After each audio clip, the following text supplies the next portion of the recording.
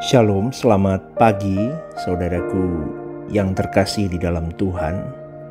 Di dalam Efesus 4 ayat 27 berkata, "Dan janganlah beri kesempatan kepada iblis." Saudaraku, Efesus 4 ayat 27 ini mau mengingatkan kepada kita dengan berbagai jenis perilaku yang biasa terjadi dalam kehidupan kita sebagai manusia, khususnya dalam kehidupan orang percaya. Contohnya pada waktu kita berkendara di jalan, ketika ada orang memotong jalan kita, lalu kita bereaksi dengan memaki atau kita membalas memotong jalannya juga. Hal itu salah satu contoh kita sedang memberi kesempatan kepada iblis yang bekerja dalam hidup kita, yang kemudian itu akan membuahkan duka roh Allah. Ketika kita dihina orang, kita direndahkan orang, apalagi itu kolega bisnis, teman pelayanan, atasan, bawahan, kemudian kita tergoda untuk membalas dendam, kita bereaksi keras, maka disitulah kita sedang memberi kesempatan kepada iblis untuk merasuki kita. Tapi kalau kita berdiam diri, kita menyenangkan hati Tuhan, ini adalah kondisi di mana kita berjuang untuk memilih menyenangkan hatinya, dan itu sebuah keagungan di mata Allah. Ini bisa loh saudaraku terjadi atas kita semua, dan pilihan-pilihan itu menjadi pilihan kita menyenangkan Tuhan atau mendukakan hati Tuhan. Ironis, banyak orang yang telah tercengkram oleh kuasa gelap yang begitu kuat, sehingga tindakan-tindakan yang bertentangan dengan spirit atau gairah Allah itu dilakukan tiap hari.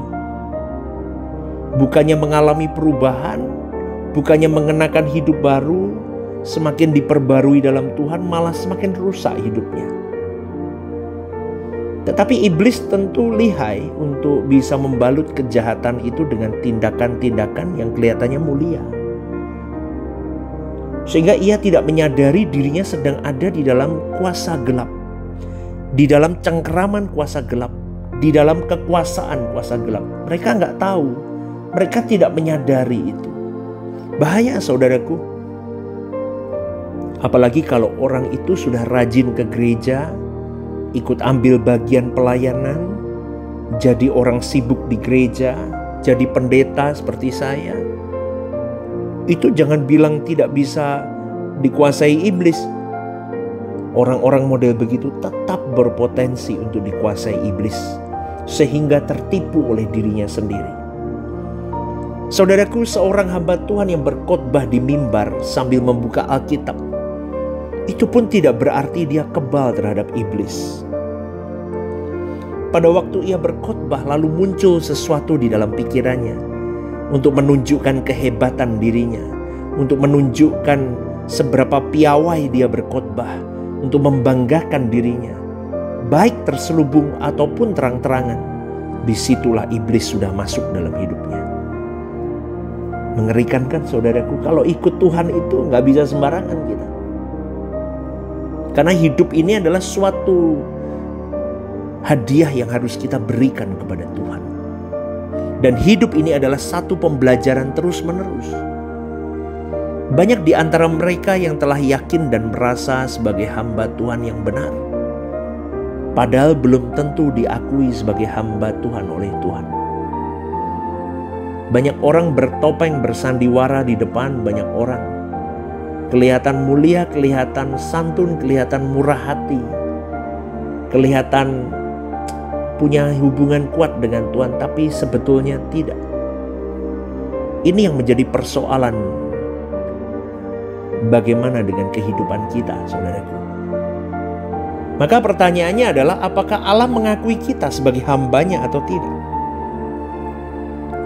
Kita mengaku sebagai anak-anak Allah, tetapi masalahnya apakah Allah mengakui kita sebagai anak-anaknya?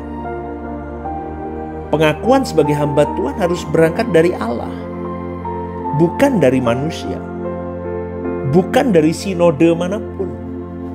bukan dari gereja manapun, tetapi dari Allah itu sendiri.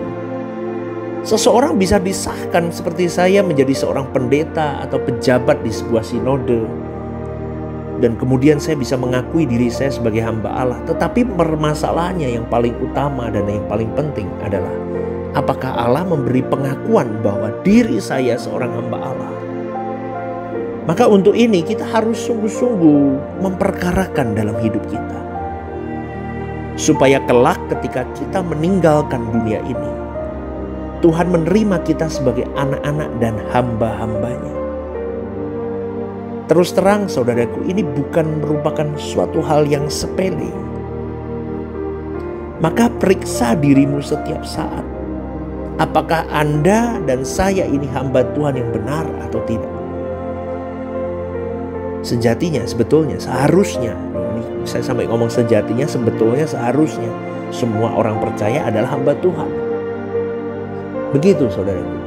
Jadi setiap peristiwa yang kita alami dalam setiap hari itu pasti memuat pilihan-pilihan hidup. Maka harus diselidiki dengan serius bagaimana reaksi kita terhadap suatu peristiwa yang terjadi dalam hidup kita. Bagaimana reaksi kita itu sangat penting. Ketika orang minta tolong kepada kita, bagaimana reaksi kita? Waktu kita dipuji, disanjung, dihormati orang, bagaimana reaksi kita? Karena banyak orang yang bisa ngomong di mimbar, oh jangan terbang tinggi kalau sedang dipuji. Tapi siapa yang tahu dari kedalaman hatimu? Amin, saudaraku. Wah, kita senang dipuji ternyata.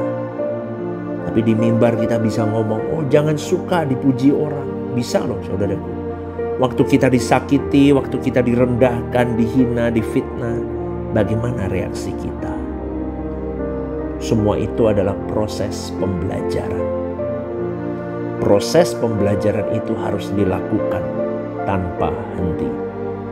Jangan puas kalau kita sudah menjadi orang yang terhormat, diakui secara rohani, jadi pendeta, jadi aktivis, jadi worship leader, jadi apapun lah.